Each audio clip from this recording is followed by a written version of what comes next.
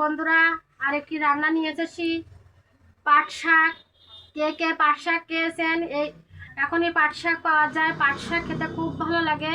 আমি পাট শাক ভাজবো আজকে। কড়াই গরম হয়ে গেছে, তেল দিয়ে দিলাম। হয়ে গেছে পাট শাক ভাজার জন্য পেঁয়াজ, কাঁচা ঝাল তেলে করে দিয়ে দিলাম। মতো লবণ, পরিমাণ মতো হলদির গুঁড়ো, লাল লাল করে চিংড়ি মাছ সব ভালো করে ভাজা হয়ে গেছে।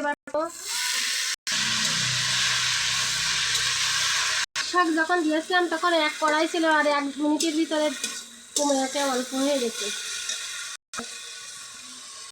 বন্ধুরা, পাট শাক ভাজা প্রায় হয়ে গেছে। শাক যদি ভালো ভাজা না হয় তার সাথে কিন্তু লাল লাল লাগবে, তার শাক একটু ভালো করে ভাজতে হবে।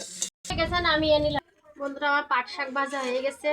পাট শাক ভাজা যদি আপনাদের পছন্দ হয় তাহলে আমার চ্যানেলটা সাবস্ক্রাইব করে দেবেন, আর আপনারা লাইক করবেন, কমেন্ট করবেন। সবাই ভালো থাকুন, সবাইকে নমস্কার।